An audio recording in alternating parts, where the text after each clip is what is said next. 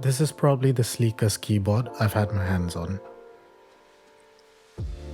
This is the CIY X79.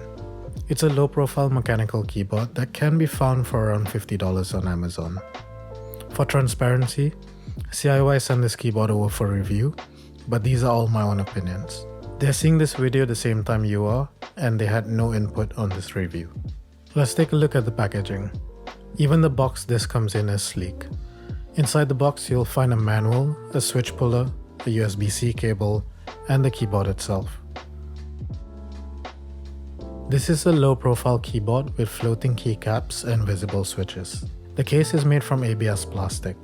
It has a satin feel that's nice to the touch. The case has clean angular lines throughout. Speaking of clean, there's no over-the-top branding on this board either. The only place you'll see the CIY brand is on the dongle. It's also super light, coming in at only 479 grams. Don't let that fool you though. This is one solid board. There's non-adjustable rubber feet on the front of the board and flip-out feet on the back. The flip-up feet give you an extra 2 steps of elevation for your preferred typing angle. There's also a mode selector switch on the bottom, and this allows you to switch between wired, Bluetooth, and 2.4 GHz. The plate-mounted stabilizers on this keyboard are better than I expected. They come lubed from the factory, maybe a bit too much. They didn't rattle in the housing, and even their feet were clipped. The switches are CIY's Evo Red linears. They feel light with a 42-gram actuation force, but they were a bit scratchy and the leaf ping was just too audible for me. Being a 65% layout, you'll need to use the function key to toggle the additional layers like the function row, media controls, and so on.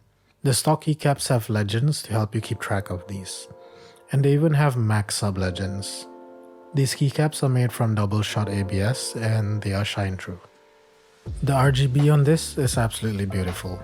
I'm not big on RGB, but the aesthetic on this keyboard with the floating keycaps and the reflection against the aluminum plate is a sight to behold. Switching the lights back on, you'll see a really nice sandblasted finish on the aluminum plate, contrasted by a polished bevel surrounding it. The PCB is north facing and features CIY branded hot swap sockets.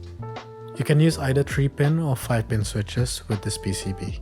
Inside the case, there's a thin layer of foam, a surprise daughter board that houses the power switch and USB-C connector, and a tiny battery. I can't complain about the tiny battery, there's barely any space here to start with. Now to my favorite part, it's time for some upgrades. For the switches, I use Arco Matcha Green linears. They have a 50-gram actuation force, 63-gram bottom out force, and 4mm travel. I actually left the stock keycaps on the board. Yes, they're cheap ABS, but they felt strangely nice to use compared to other stock keycaps I've had. For the stabs, I didn't really have to do anything much here either. They felt and sounded decent enough, so I just cleaned the excess lube and skipped this. Next, I did a tempest tape mod with 3 layers of masking tape on the back of the PCB.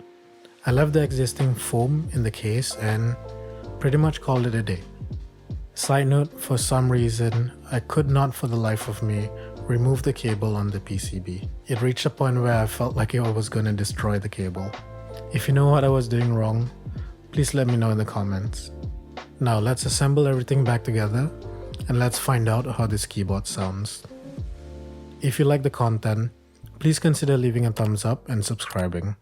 We just hit 200 subs and I can't thank you guys enough for supporting the channel.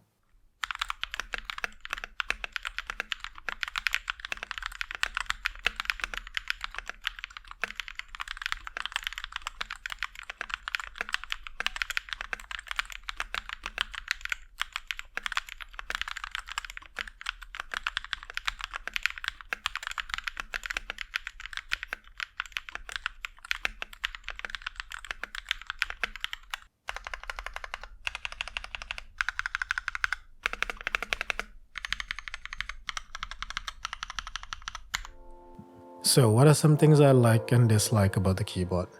Let's start with the first thing, the portability. If you're looking for something you can carry around, this is an excellent choice.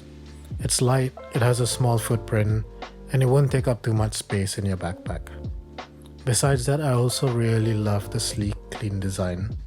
The angular lines, the curve on the bottom, the polished bevel, everything just looks so good. It was also refreshing to see that CIY didn't feel the need to add any obscene branding. Now onto the cons. The USB-C socket opening looks good, but it was too small to fit the connector on my call cable. I had to use the cable that came with the keyboard so I could actually use this unwired. Besides that, the dongle looks like an eyesore by it sticking out at the back of the keyboard. It's the only element on this keyboard that breaks the clean design. Sure, you could remove the dongle and store it away, but speaking from experience, that's probably the last time you're ever gonna see it. The Bluetooth connection sometimes took a bit longer to pair than my other keyboards. The connection was solid once it was connected, but the pairing time is something to keep in mind, especially if you frequently switch devices. So what do I think about the CIY X79 and should you buy it? If you're looking for a low profile mechanical keyboard for around $50, this is a no-brainer. You're getting a whole lot of features in a very sleek looking package. The standouts in this category are probably the Keychron K3 or the Newfie Air 79, but those cost a fair bit more than this one. After reviewing the Excellent Tester 68 by CIY, I was curious to see if they could bring that same killer value to the other keyboards. I'm happy to say that they did manage to do that with the X79. Thanks for watching, I'll see you guys in the next one.